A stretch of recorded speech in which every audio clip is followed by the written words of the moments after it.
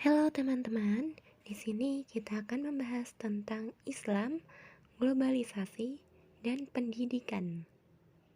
Bagaimana sih Islam, globalisasi, dan pendidikan itu sebenarnya? Apakah mereka berkaitan atau bertolak belakang? Nah, untuk itu kalian perlu tahu pengertian Islam, globalisasi, dan pendidikan. Yang pertama, Islam. Islam adalah agama yang berpedoman pada Al-Quran dan Sunnah Rasulullah Shallallahu Alaihi Wasallam. Dirancang oleh Allah Subhanahu Wa Taala untuk mengatur hidup manusia demi terciptanya kemaslahatan hidup di dunia maupun di akhirat. Jadi, Islam itu sangat lengkap dalam mengatur segala urusan manusia. Pendidikan adalah usaha sadar dan terencana untuk mewujudkan suasana belajar dan proses pembelajaran agar peserta didik secara aktif mengembangkan potensi dirinya untuk memiliki kekuatan spiritual keagamaan, pengendalian diri, kepribadian, kecerdasan, akhlak mulia, serta keterampilan yang diperlukan dirinya dan masyarakat. Hal ini menurut Undang-Undang Sikdiknas Nomor 20 Tahun 2003. Selanjutnya, apa itu yang dimaksud dengan globalisasi? Globalisasi adalah tersebar luasnya pengaruh ilmu pengetahuan dan kebudayaan yang ada di setiap penjuru dunia ke penjuru dunia lain, sehingga tidak jelas lagi batas-batas yang jelas dari suatu negara. Globalisasi bisa meliputi banyak sekali aspek, bisa dari ekonomi yang semakin kompetitif, politik, demokrasi dan perdamaian, sosial budaya, pendidikan, maupun agama. Oke, teman-teman di sini sudah sedikit paham ya tentang pengertian globalisasi. Nah, dari perspektif barat, globalisasi telah mengakibatkan perjumpaan intensif antara penetrasi agama-agama dunia seperti Islam dan Kristen yang lebih dari sebelumnya.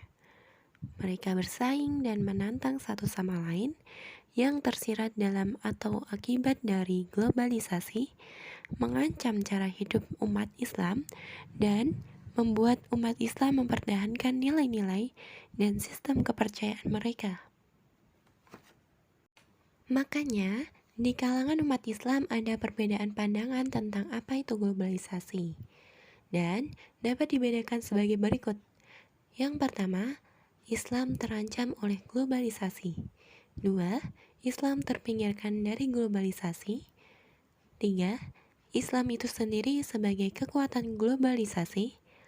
Dan yang terakhir, Islam sebagai kekuatan globalisasi yang potensial. Islam memandang globalisasi juga dibagi menjadi 4 kelompok. Yang pertama, sekularisme.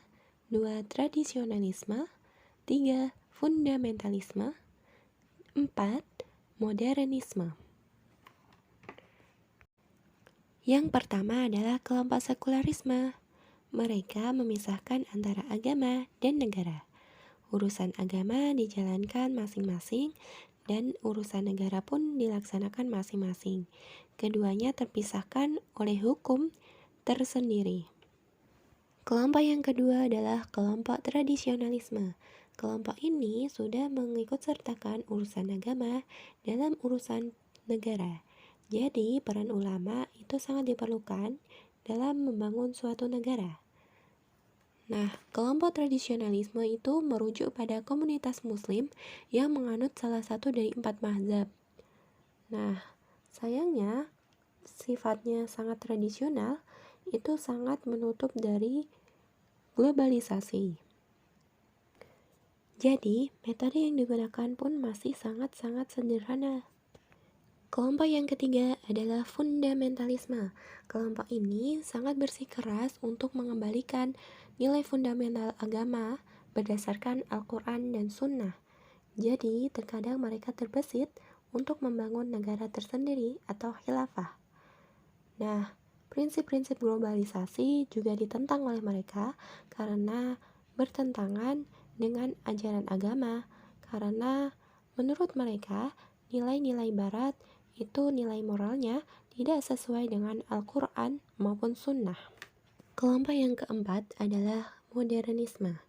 Kelompok ini mencoba untuk merukunkan antara agama, unsur-unsur Barat seperti nasionalisme, demokrasi, hak sipil, rasionalisme, kesetaraan, hak asasi manusia, dan lain sebagainya dalam urusan bernegara, asalkan masih dalam koridor syariat Islam. Jadi, Islam, globalisasi, dan pendidikan sebenarnya memiliki keterkaitan erat. Tidak mungkin mereka terpisahkan, karena ibaratnya Islam sebagai landasan ketika melaksanakan pendidikan, dan globalisasi sebagai penunjang atau tantangan tergantung bagaimana pelaksanaan pendidikan tersebut. Oke, terima kasih telah menonton. Sampai jumpa di lain waktu.